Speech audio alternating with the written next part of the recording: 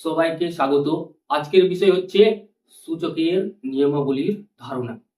সবাই ছোটবেলায় শিখে এসেছি 4কে যদি 8 দিয়ে গুণ করা হয় তাহলে গুণফল 32 হয়। কিন্তু সূচক বলছে এইভাবে তো ছোটবেলায় গুণ করেছো, এখন তোমরা নবম শ্রেণীতে উঠে এসেছো, নবম শ্রেণীতে পড়ছো, তোমাদের আর এইভাবে গুণ করতে হবে না। তাহলে কিভাবে করতে হবে? 2 এর স্কোয়ারকে যদি 2 এর কিউবের সঙ্গে গুণ করা হয় তখনও গুণফল 32 হয়, তখনও গুণফল কত হয়? 32 হয়। কিন্তু কিভাবে সম্ভব, কিভাবে আসছে? 2 এর স্কোয়ারকে যদি 2 এর কিউবের সঙ্গে গুণ করা হয় তাহলে 32 হয়। আজকের এই বিষয় হচ্ছে কিভাবে এই গুণফল 32 হচ্ছে। আবার ছোটবেলায় শিখেছি 4 দিয়ে যদি 8কে ভাগ করা হয় তাহলে ভাগফল 2 হয়। কিন্তু এখানে সূচক বলছে না, এইভাবে ছোটবেলায় তোমরা করে এসেছো, এখন ক্লাস 9 এ উঠে গেছো, তাহলে তোমরা বলো 2 এর কিউবকে যদি 2 এর স্কোয়ার দিয়ে ভাগ করো তো ভাগফল কত বেরিয়ে আসবে? তখনও দেখতে পাচ্ছি কি সূচক বলল ভাগফল যেমনি এখানে 2 এসেছিল অমনি এখানেও 2 আসবে। তাহলে এখান থেকে বোঝা যাচ্ছে যে আজকের বিষয় হচ্ছে সূচকের নিয়মাবলী, প্রত্যেকটা সূত্রের কনসেপ্ট, প্রত্যেকটা সূত্র কিভাবে বেরিয়ে আসছে উদাহরণের সাহায্যে আমরা দেখে নিব। চলো তাহলে শুরু করা যাক আজকের বিষয় সূচকের নিয়মাবলীর ধারণা। সূচকের ধারণা বুঝতে গেলে আগে আমাদের ছোটবেলায় যে গুণ করতে শিখেছিলাম সেই গুণ করতে হবে, যে ভাগ করতে শিখেছিলাম সেই ভাগ করতে হবে, এই সমস্ত কিছু আমাদের করতে হবে, তবেই সূচকের সম্পূর্ণ ধারণা আমরা নিজেই ক্লিয়ার করতে পারব। মনে করো অনেক ছাত্র অথবা ছাত্রী সে শুধুমাত্র 2কে 2 এর সঙ্গে গুণ করছে, শুধুমাত্র সে 2 এর সঙ্গে 2কে গুণ করেছে, সে কত পেয়েছে? 4 পেয়েছে। আবার সে 2কে 3 বার গুণ করলো 2 এর সঙ্গে, অর্থাৎ 2 গুণিত 2 গুণিত 2 লিখেছে, সে পেল 8। আবার সে কি করলো? আরো একটু আগিয়ে গেল, আরো একটু আগিয়ে গেল, আগিয়ে গিয়ে সে 2কে 4 বার গুণ করলো, গুণ করে সে গুণফল 16 পেয়েছে। সে ভাবলো মনে মনে যে 2 আছে, 2 তো আছে, এবং 2কে যেহেতু 2 বার গুণ করেছি 4 পেয়েছি, 3 বার গুণ করেছি তো 8 পেয়েছি, 4 বার গুণ করেছি তো 16 পেয়েছি। সে কি করলো? কি 2 লিখে দিল, সে কি করলো? 2 লিখে দিল, এবং যেহেতু 2কে 2 বার গুণ করেছিল তো মাথায় 2 লাগিয়ে দিল। অর্থাৎ সে বলল কি এখানে যদি 2কে 2 বার গুণ করা হয় তাহলে 4 হয়, তাহলে এখানেও সেম একই জিনিস হবে, সেম একই জিনিস হবে, সে লিখে দিল।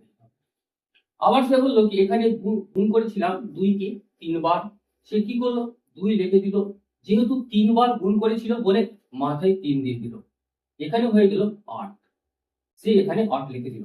আবার সে কি করলো? এখানে 2কে যেহেতু 4 বার গুণ করেছিল সেটা 2 লিখলো, যে সংখ্যাটাকে 4 বার গুণ করেছে সেই সংখ্যাটা সে লিখেছে, এবং যতবার গুণ করেছে সেটাকে সে মাথায় লিখে দিল, ইকুয়াল টু সে লিখলো 16। সেরকম ভাবে যদি কেউ x কে 2 বার গুণ করে তাহলে কি হবে? x এর স্কোয়ার হবে। এই অনুযায়ী স্কোয়ার হবে কি হবে না তোমরা নিজেই বলো। আবার যদি কেউ x কে 3 বার গুণ করে তাহলে কি হবে? x এর কিউব হবে, হবে তো? এবার যদি কেউ x কে 4 বার গুণ করে তখন কি হবে? x টু দি পাওয়ার 4 হবে। এরকম করে সে যদি x কে গুণ করতেই থাকে, গুণ করতেই থাকে, এবং x কে সে n বার গুণ করেছে তখন x টু দি পাওয়ার মাথায় n হবে। এখান থেকে কি বোঝা যাচ্ছে? এখান থেকে এটাই জিনিস বোঝা যাচ্ছে যে এখানে যেহেতু x to the power n অথবা 2 এর কিউব নিলাম, 2 এর কিউব নিলাম, অর্থাৎ 2 এর পাওয়ার 3 নিলাম, এটাকে পাওয়ার বলা হয়। এখানে এই x কে বলা হয় নিধান। কি বলা হয়? নিধান,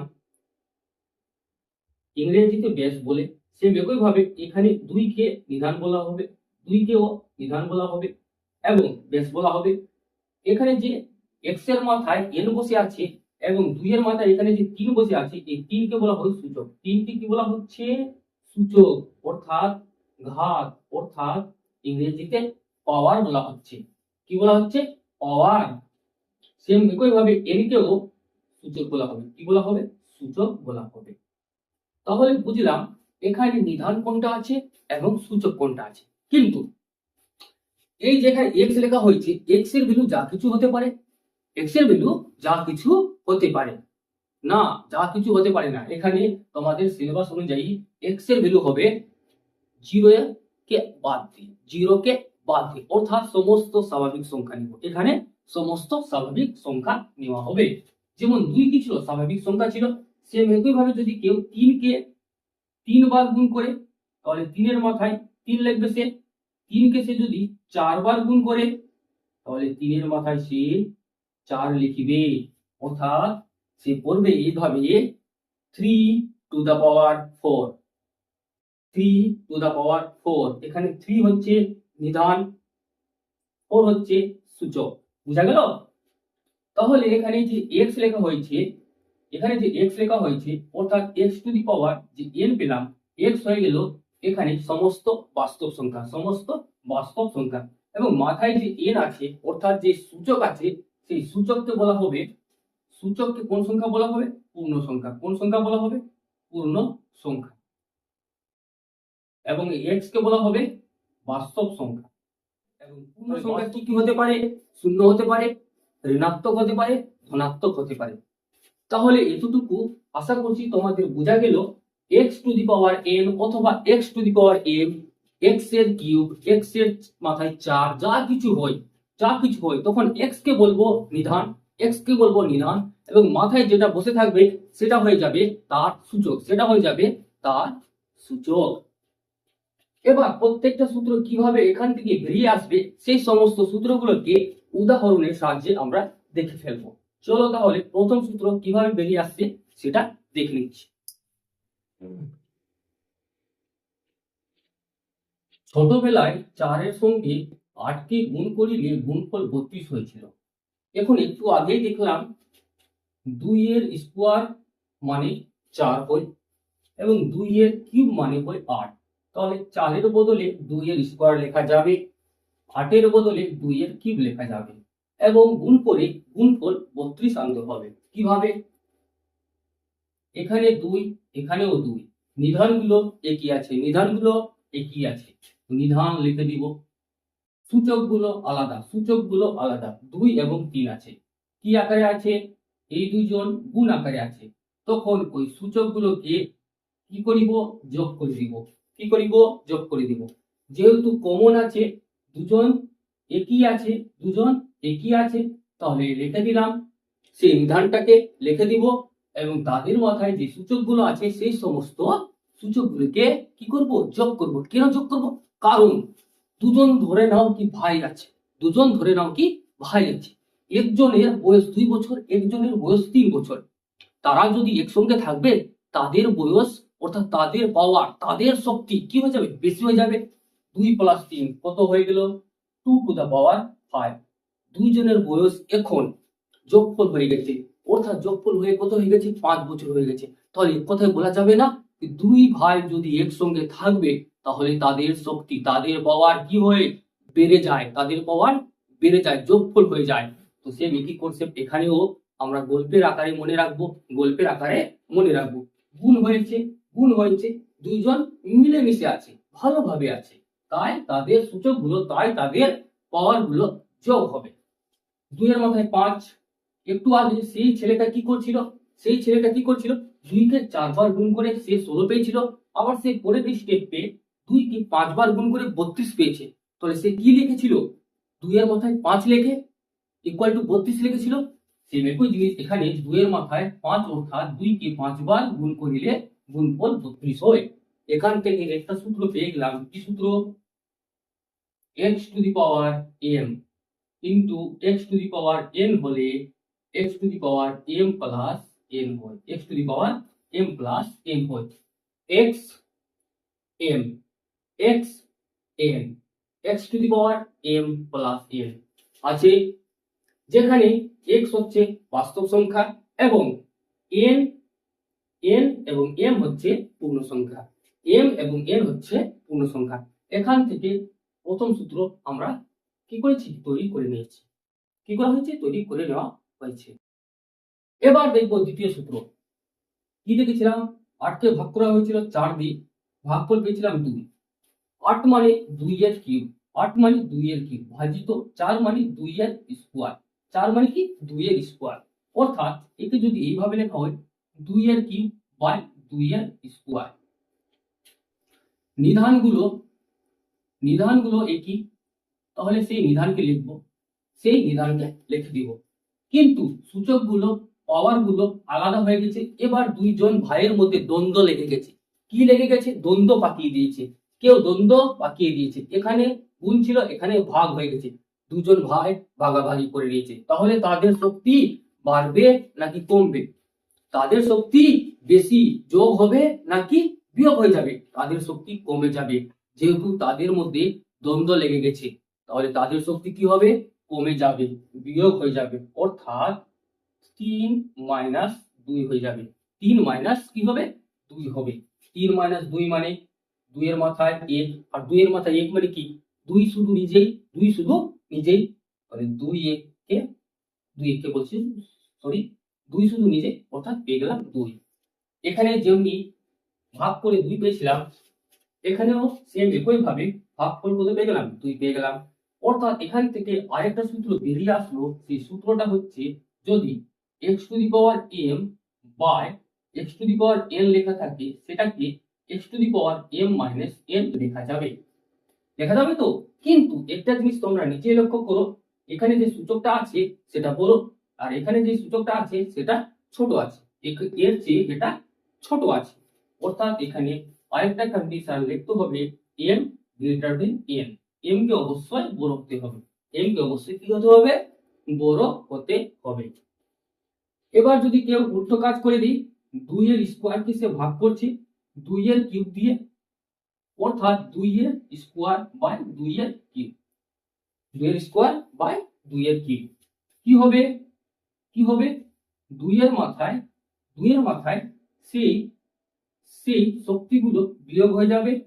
বিয়োগ করলে 2 এর মাথায় মাইনাস 1 আসবে, আর 2 এর মাথায় মাইনাস 1 মানে কি 1/2।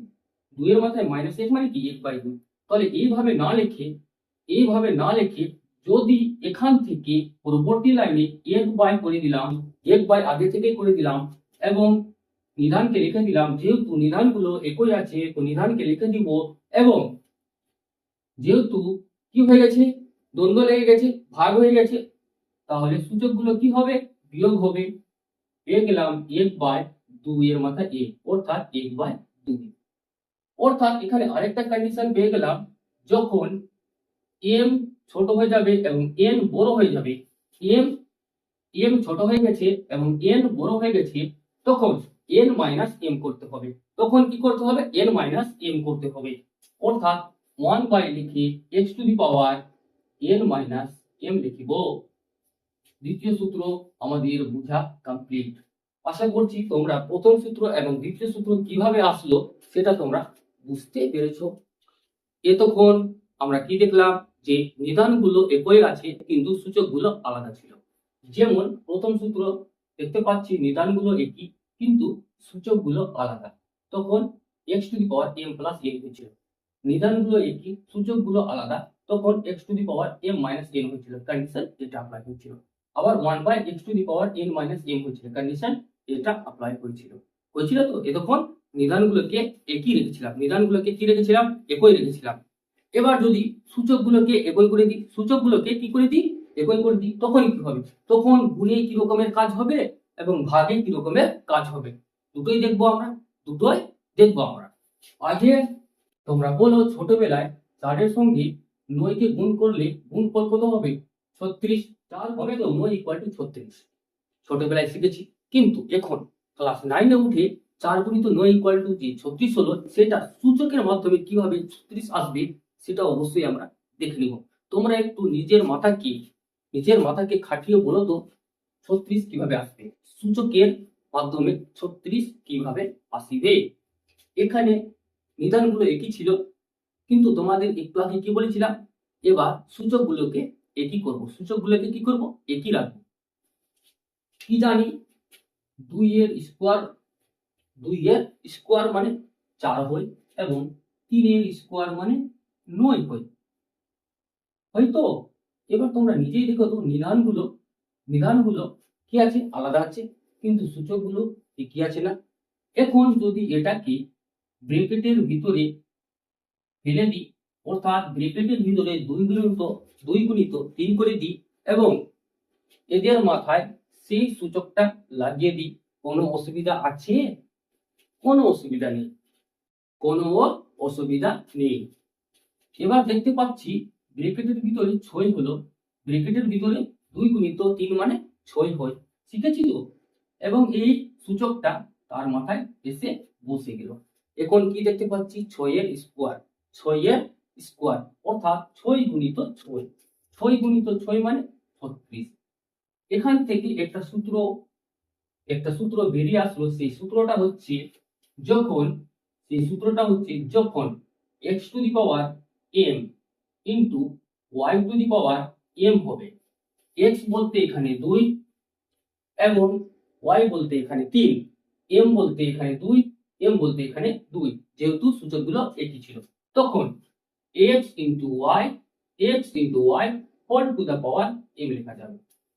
x into y whole to the power m লিখতে পারবো। পেয়ে গেলাম।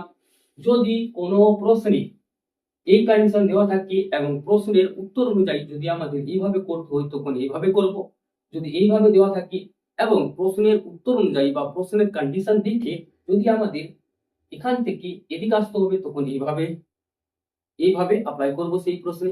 আশা করছি তোমরা বুঝতে পারলে কিভাবে উদাহরণের সাহায্যে সূত্র আমরা দেখে ফেললাম, সূত্র আমরা তৈরি করে ফেললাম।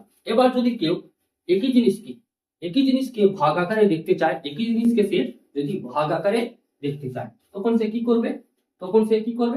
9/4 লিখবে, তখন সে 9/4 লিখবে। আর যদি 9/4 যদি করা হয়, অর্থাৎ 9 মানে কি 3 এর স্কোয়ার এবং 4 মানে কি 2 এর স্কোয়ার, 2 এর স্কোয়ার। এখান থেকে কি বেরিয়ে আসবে? 3/2 হোল টু দি পাওয়ার 2 আসবে তো? বিধানগুলো ওইভাবে থাকলো এবং ব্রেকেটের ভিতরে ওকে ফেলে দেওয়া হচ্ছে, তাদের মাথায় সেই সূচকটা লাগিয়ে দেওয়া হচ্ছে। এখান থেকে আরেকটা সূত্র বেরিয়ে আসলো, যদি কোথাও x to the power m by y to the power m দেখতে পাই তখন সেটাকে x by y whole to the power m লেখা যাবে, x by y whole to the power m লেখা যাবে, এতে কোনো অসুবিধা নেই।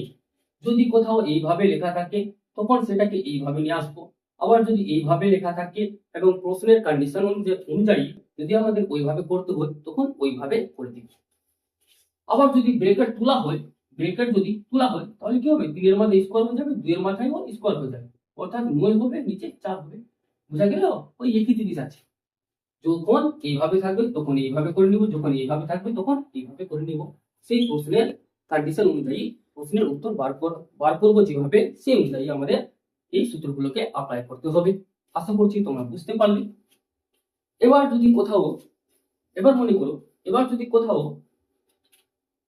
মনে করছি 3 টু দি পাওয়ার 6 লেখা হয়েছে, 3 টু দি পাওয়ার কত লেখা হয়েছে? 6 লেখা হয়েছে। অর্থাৎ 3 কে কতবার গুণ করতে হবে? 6 বার। 3 কে কতবার গুণ করতে হবে? 6 বার। যেমন 3 কে যদি 4 বার গুণ করা হয় তখন 81 হয়। 3 কে যদি 5 বার গুণ করা হয় তখন কত হবে? 3 যদি গুণ করি, 3 1 কে 3, 3 8 এ 24, 243 হবে। আবার 3 কে যদি 6 বার গুণ করা হয় তাহলে কত আসবে? এখানে 3 দিয়ে 9 হয়ে গেল, 3 দিয়ে 12 হয়ে গেল, 3 2 6, 729 হবে। হবে তো? 3 কে যদি 6 বার গুণ করা হয় তখন কত হবে? 729 হবে। এখন সে 3 কে 6 বার গুণ করবে না, সে বলে দিয়েছে যে না, আমি 3 কে 6 বার গুণ করিব না। তখন সে কি করবে? তখন সে 3 লিখে দিল। 3 লিখে তারপরে সে কি করছে? মনে করো এখানে 2 গুণিত সে 3 করে দিয়েছে, 6 এর বদলে সে কি করেছে? 2 গুণিত 3 করে দিয়েছে। তখন আবার সে ভাবলো কি না, এইভাবে করেও আমার কোনো কিছু লাভ হচ্ছে না, তখন সে কি করলো? 3 এর স্কোয়ার এইভাবে করলো এবং হোল টু দি পাওয়ার 3 করে দিল। অর্থাৎ এই 3 কে সে ব্র্যাকেটের বাইরে ফেলে দিয়েছে। এবার সে জানে যে 3 এর স্কোয়ার মানে হয় 9, 3 এর স্কোয়ার মানে হয় কি? 9, আর 9 এর কিউব মানে এই যে 3 তারপরে এসে গেল, তো 9 এর কিউব মানে সে জানে 729 হবে। 9 এর কিউব মানে সে জানে 729 হবে, যেহেতু তার 9 এর কিউবটা মনে ছিল। এখান থেকে কি বোঝা গেল? এখান থেকে এটাই বোঝা গেল যে কোথাও যদি কোথাও যদি x টু দি পাওয়ার ধরে নাও m ইন্টু n লেখা হয়েছে, হ্যাঁ x to the power m into n লেখা হয়েছে, তখন সেটাকে x to the power m তার whole to the power n লেখা যাবে। x to the power m তার whole to the power n লেখা যাবে। আশা করছি তোমরা বুঝতে পারলে 5 নম্বর সূত্রটা কিভাবে আসলো। এবার 6 নম্বর সূত্রে যাব। এবার কোথায় যাব? 6 নম্বর সূত্রে আমাদের যেতে হবে। এতটুকু তোমরা আগে ভালো করে দেখে নাও। আশা করছি সবাই বুঝতে পেরেছো। যদি কোথাও ডাউট থাকে তোমাদের, তাহলে তোমরা অবশ্যই কমেন্ট বক্সে কমেন্ট করে জানাবে। সেই ডাউট ক্লিয়ার করার অবশ্যই চেষ্টা করো। এবার চলো দেখে নিচ্ছি পরবর্তী সূত্র কিভাবে তৈরি হয়েছে। মনে করো কেউ 3 টু দি পাওয়ার 6 লিখেছিল এবং এটি সে যদি 3 টু দি পাওয়ার 6 দিয়ে ভাগ করে দিই, কেটে যাবে না?